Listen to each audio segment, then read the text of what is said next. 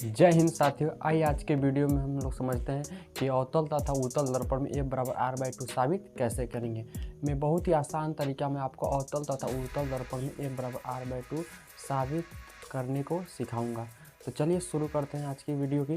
देखिए, तो अवतल दर्पण में A=R/2 साबित करने के लिए सबसे पहले हमें एक अवतल दर्पण तथा उससे रिलेटेड प्रकाश का जो परावर्तन का जो डायग्राम होता है वो चित्र बनाना, चित्र को समझना चाहिए। चित्र की मदद से हम लोग क्या कर देंगे, उसको साबित कर सकते हैं। तो सबसे पहले हम क्या बनाते हैं, एक अवतल दर्पण लेते हैं। देखिए साथियों, सबसे पहले हम अवतल दर्पण में ये साबित कर रहे हैं। देखिए, ये हमारा दर्पण कौन सा है, यह एक अवतल दर्पण है। इसका नाम द्वारा क्या हो जा रहा है, एम और एम डैश क्या है, एक अवतल दर्पण। और एम एम डैश है क्या है, ये दर्पण का द्वारक है। देखिए, ये इसका ज्यामितीय जो मध्य बिंदु होता है उसको हम लोग ध्रुव कहते हैं, और इस ध्रुव को हम लोग P से सूचित करते हैं। और ये जो दर्पण है ये जिस खोखले गोले से मिलकर बना होता है, उस गोले का जो केंद्र बिंदु होता है उससे हम लोग वक्रता केंद्र C कहते हैं। इसको मिटा दे रहे हूँ। देखिए, ये नियम आप लोग जानते हैं कि यदि कोई प्रकाश की किरण दर्पण पर प्रधान अक्ष के समानांतर आती है, यदि कोई प्रकाश की किरण अवतल दर्पण के प्रधान अक्ष के समानांतर आती है तो वो अवतल दर्पण से परावर्तन के बाद प्रधान अक्ष के जिस बिंदु पर, देखिए, प्रधान अक्ष को जिस बिंदु पर काटती है वह बिंदु उस अवतल दर्पण का क्या कहलाता है, मुख्य फोकस कहलाता है। और मुख्य फोकस को हम लोग किससे सूचित करते हैं, कैपिटल F से। मुख्य फोकस को हम लोग किससे सूचित करते हैं साथियों, कैपिटल F से। देखिए, तो यहाँ पर AB क्या है, एक आपतित किरण है, और यह जिस बिंदु पर आपतित हुई है वो बिंदु भी क्या है, परावर्तक बिंदु कहेंगे।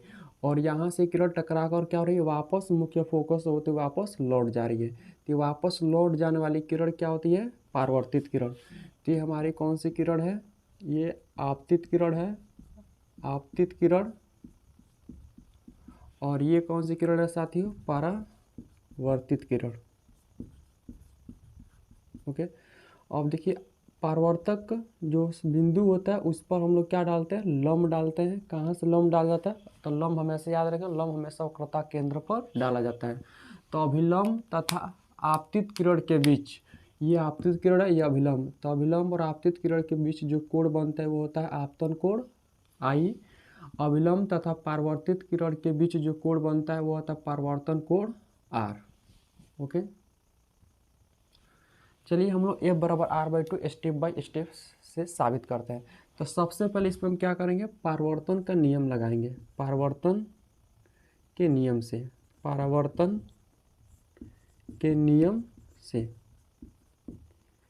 परावर्तन के नियम से। चलिए साथियों, परावर्तन का नियम क्या होता है, परावर्तन के नियम में जो ये आपतन कोण है और ये जो परावर्तन कोण है, ये दोनों कोण एक दूसरे के बराबर होते हैं। तो परावर्तन के नियम से ये जो कोण I है और ये जो कोण R है क्या होते हैं साथियों, आपस में बराबर होते हैं। तो इसमें इस फिगर को देखकर बताइए, हमारा जो आपतन कोण ये I है और परावर्तन कोण ये R है। तो आपतन कोण का नाम क्या होगा यहाँ से, तो आपतन कोण का नाम हो जाएगा कोण ABC। तो यहाँ पर हम लिख देंगे कोण ABC बराबर परावर्तन कोण R का नाम क्या होगा, कोण CBF, कोण CBF। ये इसको हम बनाएंगे समीकरण नंबर फर्स्ट। ये पहला स्टेप है कि आपको परावर्तन का नियम लगाना और ये कोण दोनों आपस में बराबर कर देना है। देखिए, जब ये कोण I है साथियों तो ये कोण भी I होगा। किस कोण से, तो यहाँ पे एक देखिए, एक ट्रिक बता रहा हूँ, उसको याद रखेंगे। यहाँ पर ये जो कोण I जो हो रहा है बराबर, ये जो कोण I है यहाँ का भी कोण I होगा, ये होगा आपका साथियों एकांतर कोण से। एकांतर कोण याद करने का ट्रिक है कि कहीं भी यदि आपको इस तरह की जेड आकृति बने तो यहाँ का कोण जो होगा और यहाँ का जो कोण होगा, ये दोनों कोण आपस में बराबर होंगे। किस कोण से, तो एकांतर कोण से। नहीं तो आपको इस फिगर में दिख रहा होगा, यदि आप इस AB रेखा को आगे तक बढ़ाएंगे तो ये जो AB किरण की जो रेखा है, AB जो आपतित किरण है, इस देख रहे हैं ये किरण यानी ये रेखा और ये आपकी प्रधान अक्ष, ये रेखा आपकी प्रधान अक्ष एक दूसरे क्या है, समानांतर है। अब दो समानांतर रेखाओं को एक तिर्यक रेखा क्या कर रही है, काट रही है। तो पढ़ेंगे कि जब दो समानांतर रेखाओं को एक तिर्यक रेखा प्रतिच्छेदित करती है तो एकांतर कोण आपस में क्या होते हैं, बराबर होते हैं। तो यहाँ का कोण और यहाँ का कोण बराबर होगा, किस कोण से, तो एकांतर कोण से। तो हम यहाँ पर अगला दूसरा स्टेप में हम इसको और इसको क्या करेंगे, बराबर करेंगे। तो इस कोण का नाम बताइए साथियों, तो कोण ABC बराबर इस कोण का नाम होगा, क्या होगा, कोण BCF। आप कैसे बराबर किए हैं वो लिख देंगे, एकांतर कोण से, एकांतर कोण से। ओके। अच्छा देखिए, इसको हम बना लेते हैं समीकरण नंबर 2। समीकरण 1 और 2 को ध्यान से देखिए साथियों। समीकरण 1 और 2 में इसका LHS साइड जो है वो क्या है, बराबर है। तो इसलिए RHS साइड भी क्या होगा, बराबर होगा। तो यहाँ पर लिखेंगे समीकरण फर्स्ट एंड सेकेंड से, समीकरण फर्स्ट एंड सेकेंड से क्या होगा, तो ये LHS साइड बराबर है तो ये RHS साइड में क्या होगा, बराबर होगा। तो यहाँ से मिलेगा कोण CBF बराबर हो जाएगा किसके, कोण BCF के। इसको हम लोग देखिए समीकरण 3 मानिए नहीं तो छोड़ सकते हैं, मानना तो मानिए तो छोड़ दीजिए। देखिए CBF और BCF, CBF का कोण कहाँ है, CBF हमारा ये कोण है, BCF कोण कौन सा है, ये कोण है। देखिए ये कोण और ये कोण दोनों आपस में क्या हो गए साथियों, बराबर हो गए। ये कोण और ये कोण दोनों आपस में बराबर हो गए। तो स्पष्ट दिख रहा है कि यहाँ पर I के बराबर है R, और या ये I वाला कोण, यहाँ का भी I वाला कोण क्या हो जा रहा है, बराबर है। तो जब पहले ही I और R आपस में बराबर हैं तो स्पष्ट दिख रहा है कि यहाँ का कोण I और यह भी R, यह भी आपस में क्या होगा, बराबर ही होगा। क्योंकि यह भी कौन सा कोण है, कोण I है, और कोण I पहले ही से R के क्या है, बराबर है।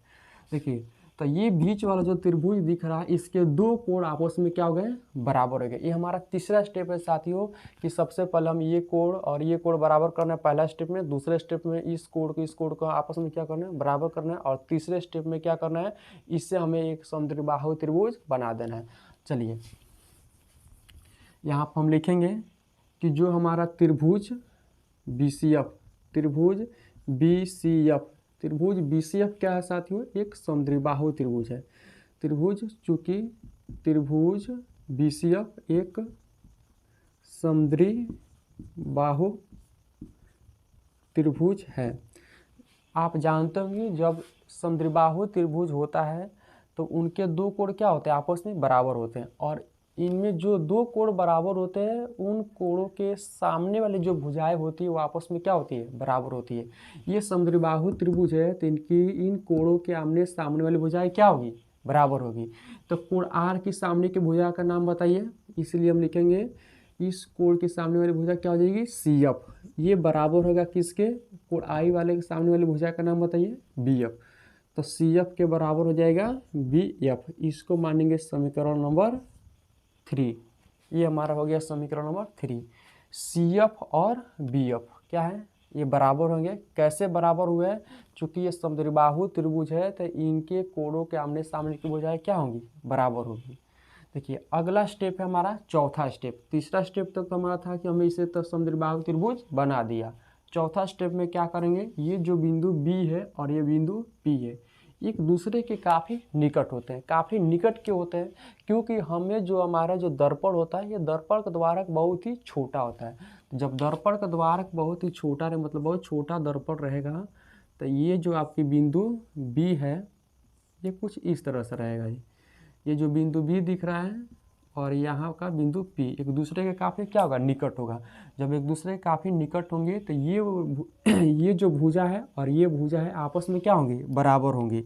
नहीं तो आप ऐसे देख सकते हैं कि इधर की भुजा और ये वाली भुजा लगभग क्या है, बराबर ही होती है। कैसे बराबर होती है, दर्पण का द्वारक छोटा होने के कारण ये बिंदु B P के बहुत यहीं पर काफ़ी निकट होती है। इसलिए ये जो BF है और ये PF भुजा आपस में क्या होंगे, बराबर होंगे। तो यहाँ पर हम लिखेंगे चूँकि बिंदु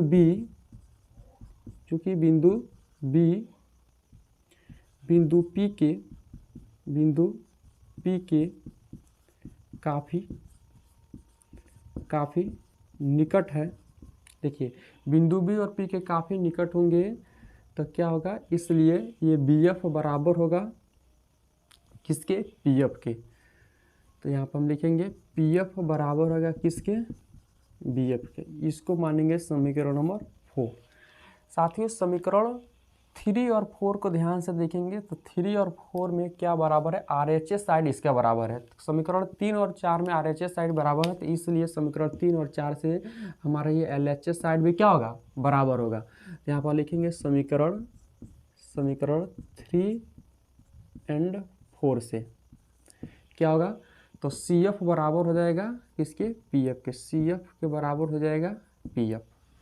देखिए सी एफ और पी एफ आपस में बराबर है, इससे क्या निष्कर्ष निकलता है, ये सी एफ और ये पी एफ आपस में बराबर है। मतलब ये टोटल जो दूरी दिख रही है यहाँ से सी से लेकर पी तक, सी से लेकर पी तक को यदि हम बराबर हिस्सों में इतना बांटे, आधा हिस्सा सी एफ आधा हिस्सा पी एफ, ये दोनों आपस में बराबर हो रहे हैं। ये तभी संभव है जब आप इस सी पी को बीचों बीच काटेंगे, बीचों बीच क्या करेंगे जी, बांटेंगे।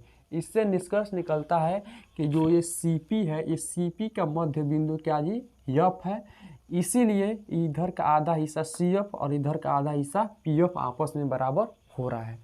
तो अगला स्टेप हमारा 5वां स्टेप, हम क्या करेंगे, सी पी का मध्य बिंदु मान लेंगे एफ। और ये मानने की बात नहीं है, क्योंकि यहाँ पे ये सी एफ और पी एफ आपस में बराबर हो रहे हैं। इससे निष्कर्ष निकलता है कि इस पूरी सी पी का मध्य बिंदु क्या होगा, एफ होगा। तो अगले स्टेप में लिखेंगे, इधर हम लिख रहे हैं साथियों, चूंकि सी पी का मध्य बिंदु, चूंकि सी पी का मध्य बिंदु एफ है, इसलिए देखिए सी पी का मध्य बिंदु एफ है, तो हम चाहें कि आधा हिस्सा सी एफ प्लस आधा हिस्सा पी एफ को आपस में मिला देंगे तो पूरा सी पी तैयार हो जाएगा। यहाँ पर हम लिख सकते हैं, इसलिए सी एफ और प्लस पी एफ, यानी आधा हिस्सा सी एफ जोड़िए फिर आधा हिस्सा पी एफ जोड़िए, तो इन दोनों के जोड़ने के बाद क्या बन जाएगा, सी पी बन जाएगा। तो C F plus P F मिलकर क्या बराबर, किसके बराबर होगा, सी पी की। चलिए सी एफ के बराबर क्या है साथियों, पी एफ है। यहाँ पर आपको दिख रहा होगा समीकरण 3 और 4 समय क्या मिला है कि सी एफ के बराबर क्या हो जा रहा है, पी एफ। सी एफ के बराबर हो रहा है पी एफ। तो यहाँ से हम सी एफ के बदले क्या लिख सकते हैं, पी एफ। तो सी एफ के बदले लिखेंगे पी एफ, इधर आ गया पी एफ बराबर सी पी।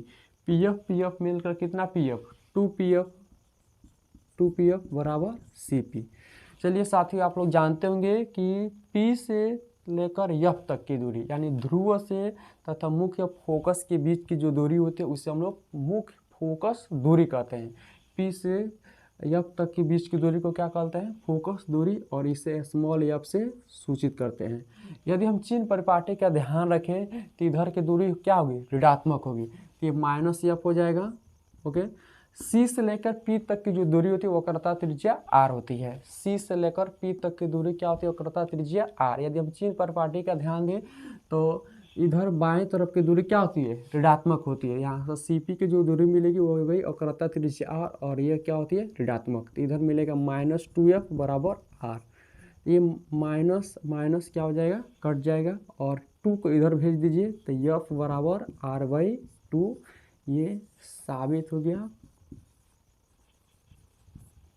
आशा करता हूँ कि आप लोग इसको अच्छे से समझे होंगे, इसको अच्छा से नोट करिए और स्टेप ध्यान रखेंगे कि पहले स्टेप में हमें परावर्तन के नियम से कोण आई और कोण आर को बराबर करना है। सेकेंड स्टेप में हमें एकांतर कोण से ये कोण और यहाँ का कोण क्या करना है, बराबर करना है। सबसे इंपॉर्टेंट इसमें फिगर है, फिगर की मदद से आप एक एक स्टेप को आगे बढ़ते जाएंगे। चलिए ये कोण और ये कोण बराबर हो जाएंगे तो तीसरा स्टेप में आपको क्या करना होगा, ये जो बीच वाला त्रिभुज दिख रहा है इसे समद्विबाहु त्रिभुज बनाना है। समद्विबाहु त्रिभुज बनाने के बाद आपकी इसके सामने आमने सामने भुजाएं क्या करेंगे, बराबर कर देंगे।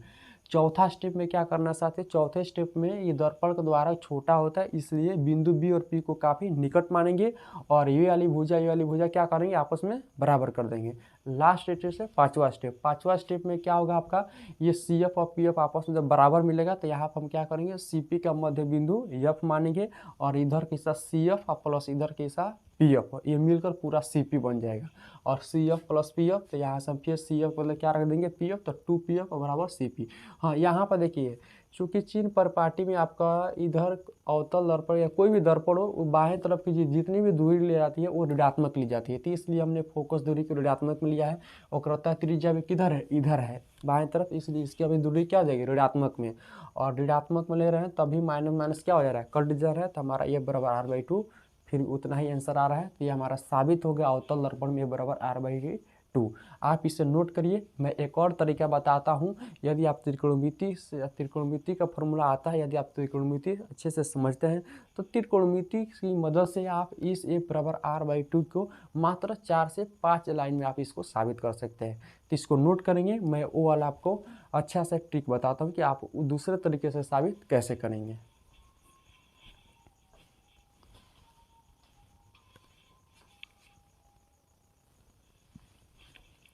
चलिए ध्यान देंगे साथियों, दूसरी विधि के मदद से हम लोग a बराबर r/2 साबित करते हैं। इसमें हम लोग त्रिकोणमिति की मदद से साबित करेंगे। चलिए, हमने यहाँ पर आपतन कोण को थीटा मान लिया, इसलिए पारवर्तन कोण भी क्या हो जाएगा थीटा। जब ये आपतन कोण थीटा तो पारवर्तन कोण भी क्या हो जाएगा थीटा होगा। उससे कोई दिक्कत नहीं, आप कोण आई भी लेकर चलेंगे तभी कोई दिक्कत नहीं। हमने थीटा मान लिया है, तो आपतन कोण थीटा तो पारवर्तन कोण भी थीटा। क्यों? क्योंकि दोनों कोण आपस में बराबर होते हैं। ठीक, तो ये थीटा तो ये भी थीटा, और यहाँ का भी कोण क्या होगा थीटा हो जाएगा। ध्यान देंगे, यहाँ पर जेड आकृति बन रही है, तो ये कोण एकांतर कोण से क्या हो जाएगा बराबर हो जाएगा। तो यहाँ का भी कोण एक क्या हो जाएगा थीटा। ठीक, इतना हो जाने के बाद इसमें आपको ध्यान देना है। देखिए, ये त्रिभुज बन रहा है, बीच वाला त्रिभुज बन रहा है, इसके दोनों कोण क्या आपस में बराबर है। ये भी कोण थीटा है तो यह भी कोण थीटा है। इस त्रिभुज के एक बहिष कोण भी बनता है। बहिष कोण जानते होंगे, ये त्रिभुज है, इसके जो बाहर इस तरह से जो कोण बनता है, यही इसका क्या होता है बहिष कोण होता है। तो इस त्रिभुज का बहिष कोण कौन है, ये है। तो बहिष कोण क्या होता है, बहिष कोण का मान क्या होता है, तो अंतः दो कोणों के योगफल के बराबर होता है बहिष कोण। अंतः के मतलब अंदर के दो कोणों का योगफल, तो इसका ये थीटा है, ये थीटा मिलकर 2 थीटा, तो बहिष कोण का मान कितना हो जाएगा 2 थीटा। देखिए फिगर में आपको दिख रहा है, ये कोण आपतन और आपतन कोण पारवर्तन के नियम से आपतन कोण तथा पारवर्तन कोण के मदद से आपको क्या हो गया थीटा थीटा दोनों बराबर है। ये एकांतर कोण से बराबर है। ये 2 थीटा कहाँ से आया, तो 2 थीटा बहिष कोण से आ रहा है कि ये इस त्रिभुज का बहिष कोण कौन है जी, ये है 2 थीटा। तो यहाँ का कोण का मान हो गया 2 थीटा। चलिए अब हम क्या करेंगे, इसमें एक देखिए सबसे बड़ा एक त्रिभुज बन रहा है जी। देखिए सबसे बड़ा त्रिभुज, यदि इसको हम मिटा दें कुछ समय के लिए, तो इस सबसे बड़ा एक आपको ये त्रिभुज दिख रहा है साथियों। तो यहाँ पर हम लेंगे टेन थीटा, यहाँ पर हम क्या लेंगे साथियों टेन थीटा। तो टेन थीटा लेंगे तो हमें यहाँ से क्या मिलेगा, टेन थीटा का सूत्र होता है, क्या सूत्र होता है साथियों, टेन थीटा का सूत्र होता है आधार बटे कर्ण। आधार बटे नहीं, एक आधार बटे कर्ण नहीं होता साथियों, लंब बटे आधार होता है। टेन थीटा बराबर होता है लंब बटे आधार। तो जहाँ पर थीटा रहता है वहाँ के सामने वाला कोण क्या होता है हमारा लंब का कार्य करता है। यानी हम ऐसे बनाए तो यहाँ पे ये सामने वाला कोण क्या लंब का कार्य करता है। तो आप चाहे तो इसको भी लिख सकते हैं या इसको यहाँ पर एन डैश मानकर ले सकते हो, उससे कोई दिक्कत नहीं है। फिर अगले स्टेप में जाएंगे तो हम लोग वहाँ भी ये इतनी जो बी एन है और ये बी पी है एक दूसरे के बराबर माना जाएगा। क्यों?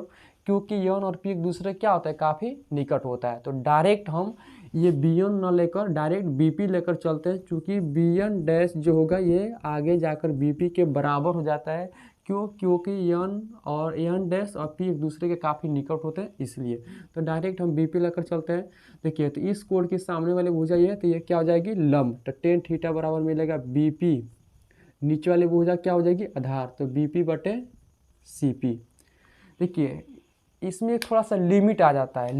लिमिट का मतलब कहता है कि मतलब ये जो थीटा का मान होगा ये बहुत कम होगा, ये टेन थीटा का मान बहुत ही कम होगा, इसलिए यहाँ पर टेन का कोई उतना योगदान नहीं रहेगा। तो टेन क्या होगा, टेन थीटा लिमिट की जो वैल्यू होती है लिमिट थीटा टेंस टू 0, यदि थीटा का मान लगभग 0 के करीब जाए तो टेन थीटा आपके बराबर होता है किसके, थीटा के। तो यहाँ पर टेन का मान टेन कुछ मान नहीं था, केवल ये बराबर हो जाता है थीटा के। तो थीटा बराबर हमें मिलेगा बी पी बटे सी पी। ये आपका इक्वेशन नंबर फर्स्ट।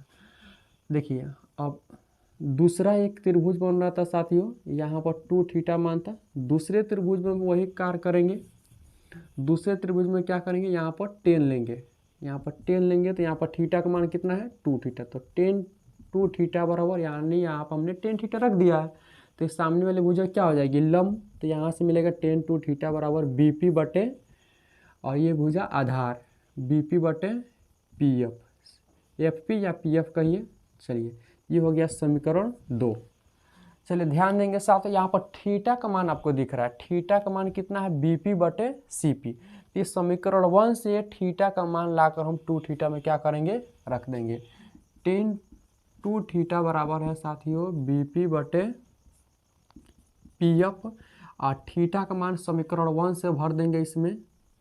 देखिए फिर यहाँ पे एक बात ध्यान देना जी, फिर लिमिट की यदि आप लिमिट अप्लाई करेंगे, लिमिट यदि थीटा का मान 0 के करीब हो तो 10 थीटा बराबर होता है किसके, थीटा के। तो यहाँ से भी तो यह आपको निष्कर्ष निकलेगा कि ये जो 10 है 10 2 थीटा किसके, केवल क्या इसके बदले केवल क्या लिख सकते हैं 2 थीटा। क्यों, क्योंकि लिमिट की वैल्यू से हमें पता चले थीटा का मान बहुत ही 0 के करीब जाए तो 10 2 थीटा आपका किसके बराबर हो जाएगा 2 थीटा के बराबर होगा। तो यहाँ से मिलेगा बीपी बटे पीएफ। अब इसको मान लेंगे समीकरण नंबर 2। समीकरण नंबर 2 में हमें 2 में थीटा दिखा है, इस थीटा का मान समीकरण 1 से भर दीजिए। तो 2 इंटू थीटा का मान समीकरण 1 में दिया है बीपी बटे सीपी, इधर मिलेगा बराबर बीपी बटे पीएफ। देखिए बीपी और बीपी क्या हो जाएगा साथियों कट जाएगा, तो यहाँ पर हमें मिलेगा 2 बटे सीपी बराबर 1 बटे पीएफ। ओके, दोनों को साइड को चेंज कर दीजिए साथियों, चाहे इसमें रखिए तो सी से लेकर पी तक की दूरी क्या होती है, सी से लेकर पी तक की दूरी वक्रता त्रिज्या आर होती है। ओके, 1 बटे पी एफ, पी से लेकर एफ तक की दूरी, पी से लेकर एफ तक की दूरी फोकस दूरी एफ होती है, स्मॉल एफ। ये दोनों की जो यदि चीर पर पार्टी आप लेंगे तो दोनों की दूरियाँ क्या हो जाएगी ऋणात्मक, तो इधर का भाई माइनस माइनस क्या हो जाएगा कट जाएगा। तो यहाँ से हमें मिलेगा 2 बटे आर बराबर 1 बटे एफ। दोनों को साइड को चेंज करिए तो साथियों इधर का साइड आप पलटेंगे तो मिलेगा आर बटे 2 बराबर एफ। ये हमारा साबित हो गया एफ बराबर आर बाई 2, यही हमें साबित करना था। तो ये दूसरा मेथड है, इस मेथड की मदद से आप साबित कर सकते हैं ए बराबर आर बाई 2। चलिए आइए साथियों अब उत्तल दर्पण में ए बराबर आर बाई 2 हम लोग साबित करते हैं। तो आपको ये दिख रहा है कि ए में डे से क्या है एक उत्तल दर्पण है, और ये दर्पण की जो चौड़ाई होती है, जो ज्यामितीय जो लंबाई होती है, उसी को हम लोग क्या बोलते हैं दर्पण का द्वारा कहते हैं। दर्पण के ज्यामितीय जो मध्य बिंदु होती है उसको हम लोग ध्रुव कहते हैं जी। तो फिगर में आपको डायग्राम में दिख रहा है कि यहाँ पर ए भी एक आपतित किरण है, और जैसे ही दर्पण पर ये पड़ रही है उत्तल दर्पण पर ये किरण आपतित हो रही है, बिंदु बी से टकरा कर ये किरण वापस चली जा रही है। यहाँ से क्या हो रहा है इसका प्रकाश का परावर्तन हो जा रहा है। ये जो आपतित किरण ए बी है और बी डी क्या है साथियों परावर्तित किरण है। यदि देखिए आप यहाँ से अपनी देखिए यदि आप अपना यहाँ पर नज़र भिड़ा कर देखेंगे, आप यहाँ से देखेंगे तो आपको ऐसा आभास होगा कि जो ये किरण बीडी, जो ये दर्पण से टकराकर जो बीडी किरण आ रही है, ऐसा लगे कि ये किरण इस उत्तल दर्पण के अंदर किसी बिंदु एफ से आ रही है जी। देखिए तो यहाँ से ये किरण क्या होती है दर्पण से टकराने के बाद ये वापस चली जा रही है, तो ऐसा आभास होता है कि ये जो आपकी परावर्तित किरण बीडी है, यहाँ से देखेंगे तो ऐसा लगेगा कि ये किरण दर्पण के अंदर यहाँ से आ रही है, और ये जहाँ से आती हुई प्रतीत होती है, जहाँ से फैलती हुई प्रतीत होती है, वही बिंदु क्या कहलाता है इस उत्तल दर्पण का मुख्य फोकस कहलाता है।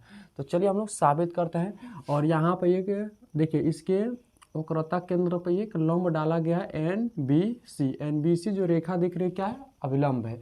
देखिए तो अभिलंब तथा आपतित किरण के बीच जो कोण बनता है उसको कहते हैं आपतन कोण, कोण I। ठीक, अभिलंब तथा परावर्तित किरण के बीच जो कोण बनता है उसे कहते हैं परावर्तन कोण R। ठीक, तो इसमें भी सेम वही कंडीशन है जी, सेम जिस तरह आप अवतल दर्पण में बराबर आर बाई 2 साबित हम लोग किए थे, उसी तरह वही स्टेप इसमें भी लगाना है। थोड़ा सा एक जगह अंतर हो जाएगा, जिस स्टेप में आप वहाँ पर एकांतर कोण का प्रयोग करते हैं, इस स्टेप में वहाँ पर आपको क्या करना है संगत कोण का प्रयोग करना है, बस और कोई अंतर नहीं है स्टेप में। तो चलिए पहला स्टेप हम क्या करेंगे परावर्तन का नियम लगाएंगे। तो परावर्तन के नियम से परावर्तन के नियम से, पारवर्तन के नियम से क्या होता है साथियों, तो कोड आई बराबर होता है कोड आर के। ठीक उसी तरह इसमें कोड आई का नाम बताइए, कोड आई का नाम क्या होगा, code A B N, code A B N बराबर किसके होगा साथियों, कोड पारवर्तन code, code N B D, code N B D. हमने इसमें कुछ नहीं किया साथियों, मात्र कोड आई और कोड आर का क्या किया, नाम लिखा। ठीक, ये हमारा हो गया। चलिए ये इसको हम मान लेते हैं समीकरण नंबर फर्स्ट। ठीक, देखिए इसमें दूसरा स्टेप क्या है, पहला स्टेप में तो आपने ये कोड और ये कोड आप बराबर करके दिखा दिया। दूसरा स्टेप इसमें क्या करेंगे, यहाँ का जो कोड है और ये जो कोड है ये आमने सामने के कोड है, अपोजिट एंगल है, आमने सामने कोड यानी अपोजिट एंगल, इसी को हम लोग बोलते हैं शीर्षाभिमुख कोण। शीर्षाभिमुख कोण से क्या होगा, यहाँ का कोण आर है तो यह भी कोण क्या हो जाएगा, आर होगा। क्यों, आमने सामने कोण। आप लोग पढ़े होंगे कि जब दो रेखा इस तरह से प्रतिच्छेदित करती है तो इनके आमने सामने का कोण क्या होता है, बराबर होते हैं अपोजिट एंगल से, या शीर्षाभिमुख कोण उसी को बोलते हैं। ठीक, तो ये वाला कोण आर और ये भी कोण आर क्या होगा, आपस में बराबर होगा। हमने इसको चित्र में दर्शा दिया है, तो अब हम क्या करेंगे, इसे हम इसका नाम देकर लिख देंगे और कोष्ठ में लिख देंगे कि हमने ये शीर्षाभिमुख कोण से बराबर किया है। तो इस कोण का नाम बताइए साथियों, इस कोण का नाम होगा कोण एन बी डी बराबर, इस कोण का नाम क्या होगा, कोण एफ बी सी, कोण एफ बी सी।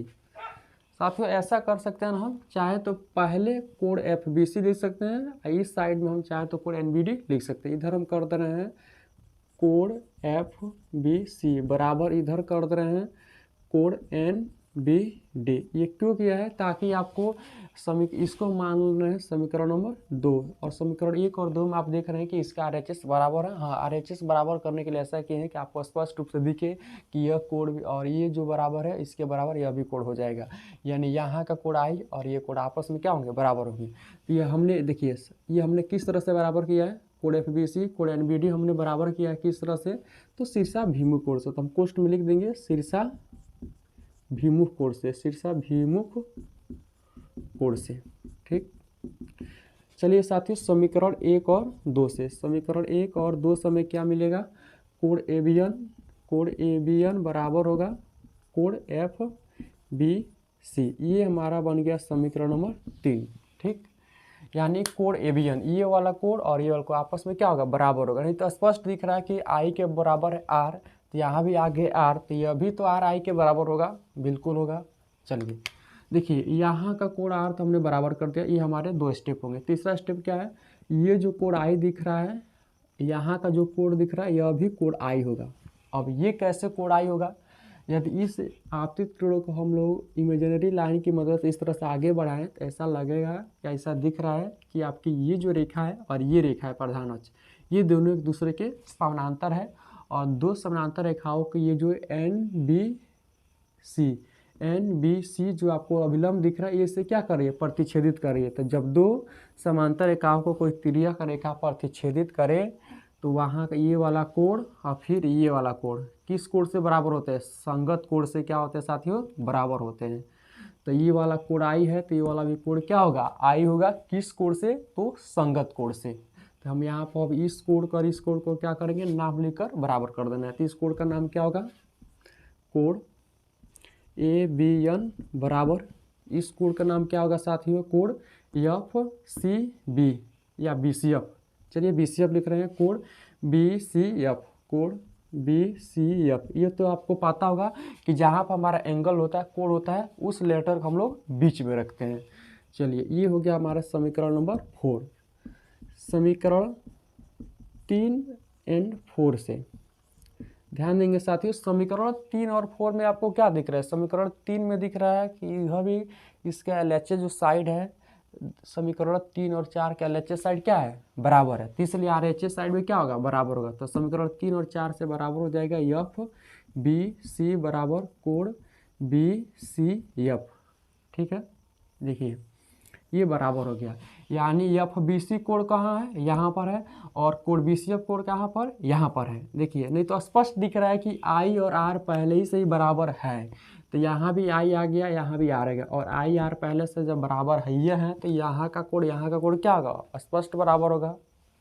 चलिए ये कोण बराबर हो गया, तो ये जो बीच वाला त्रिभुज दिख रहा है ये कौन सा त्रिभुज बन गया, समद्विबाहु त्रिभुज। तो हम कह सकते हैं कि चूंकि लिखेंगे चूंकि त्रिभुज बीसीएफ, चूंकि त्रिभुज बीसीएफ क्या है साथियों, एक समद्विबाहु त्रिभुज है। चूंकि त्रिभुज बीसीएफ एक समद्विबाहु त्रिभुज है, इसलिए इस त्रिभुज के दोनों कोणों के आमने सामने की भुजाएं क्या होंगी, आपस में बराबर होंगी। तो इस कोण की सामने वाली भुजा क्या है, सीएफ बराबर इस कोण की सामने वाली भुजा क्या है साथियों, बीएफ।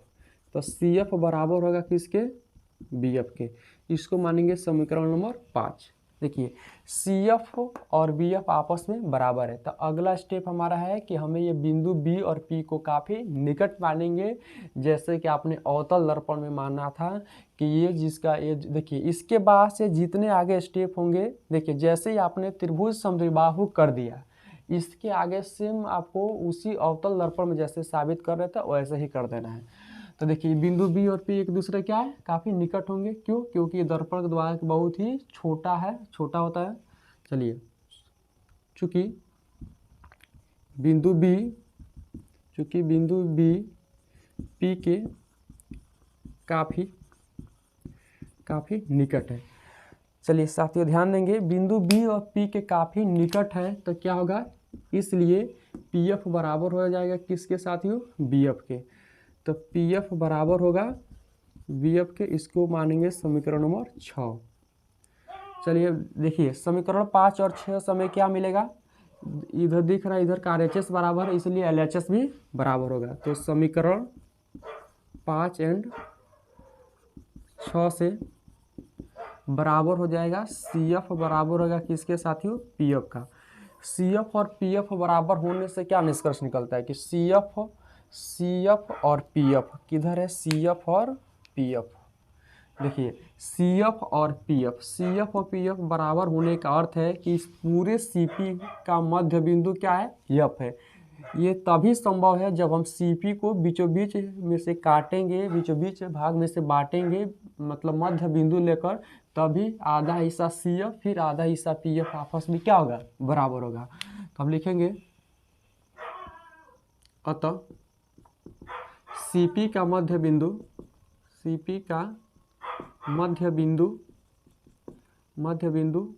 F है, इसलिए आधा हिस्सा PF प्लस आधा हिस्सा CF को जोड़ेंगे तो पूरे CP का क्या हो जाएगा, निर्माण हो जाएगा। आधा हिस्सा PF प्लस आधा हिस्सा CF का योगफल पूरे CP के क्या होगा, बराबर होगा। तो PF तो PF, CF के बदले हम क्या लिख सकते हैं साथियों, PF लिख सकते हैं, CF के बराबर है PF। यहाँ से मिल गया PF बराबर CP, PF मिलकर क्या बनाएगा 2, PF बराबर CP। देखिए इधर की जितनी भी दूरी होती है वो सभी धनात्मक ली जाती है। तो PF की दूरी P से लेकर F तक की जो दूरी होती है उसे हम लोग फोकस दूरी कहते हैं, इसे स्मॉल f से सूचित करते हैं। C से लेकर P तक की जो दूरी होती है उसे हम लोग वक्रता त्रिज्या R कहते हैं, इस R से सूचित करते हैं, कैपिटल R से। 2 को इधर भेज दीजिए तो यह बराबर R/2, ये हमारा साबित हो गया। चलिए फिगर के साथ इसे नोट कर लेंगे और अच्छा से आप स्टेप समझ लिए होंगे। पहला स्टेप क्या है साथियों, पहला स्टेप है कि हमें परावर्तन का नियम लगाना है, कोण आई और कोण आर को बराबर करना है। दूसरा स्टेप हमें क्या करना है साथियों, ये इस कोण को हमें बराबर करना है। देखिए फिगर की मदद से आप एक एक स्टेप को बढ़ते जाना है जी। फिगर में पहले ही ये कोण दर्शा देना है और एक एक कोण को बराबर करते इधर चलाना है। तो यहाँ से हम लोग शुरू करेंगे फिगर की मदद से, कोण आई और कोण आपस में बराबर करेंगे, फिर ये अपोजिट एंगल बराबर करेंगे शीर्षाभिमुख कोण से, फिर आएंगे तो यहाँ पर ये कोण आई और ये कोण आई आपस में क्या करेंगे, बराबर करेंगे। उसके बाद से समीकरण सॉल्व करेंगे तो आपको ये और ये कोण आपस में क्या हो जाएंगे, बराबर हो गए। जब ये कोण दोनों बराबर होंगे तो ये त्रिभुज बन गया समद्विबाहु त्रिभुज। जब ये समद्विबाहु त्रिभुज बन जाएगा तो अगला स्टेप हम क्या रहेगा, इसको बिंदु बी और पी को काफ़ी निकट मानना होगा। निकट मानेंगे तो इसमें आपको समीकरण को फिर सॉल्व करेंगे तो ये वाला आधा हिस्सा फिर आधा हिस्सा आपस में बराबर हो जाएगा। तो यहाँ से ये वाला स्टेप आ जाएगा। तो CP का मध्य बिंदु क्या है, F है, तो इसलिए आधा हिस्सा CF प्लस आधा हिस्सा पी एफ आपस में क्या होंगे, बराबर होंगे। तो पी एफ मिलेगा 2 पी एफ बराबर सी पी, और यहाँ से हमारा साबित हो जाएगा ये बराबर R/2। मैं आशा करता हूँ कि आपको ये सारी चीज़ें समझ में आएंगे। यदि आपको इस तरह से अच्छे से समझ में आ रहा हो तो आप वीडियो को लाइक कर सकते हैं, चैनल को हमारे सब्सक्राइब कर सकते हैं, और नीचे कमेंट में बताइए कि आपको साइंस के किस टॉपिक पर वीडियो चाहिए। हम साइंस के प्रत्येक टॉपिक पे एक टॉपिक पर वीडियो बनाएंगे, जो आप उसमें कमेंट करेंगे कि किस टॉपिक पर आपको वीडियो चाहिए, और मैं 100% कोशिश करूँगा आपको कि बिल्कुल ही आसान भाषा में मैं आपको समझा सकूँ। मिलते हैं नेक्स्ट वीडियो में, तब तक के लिए बाय बाय, थैंक यू, जय हिंद।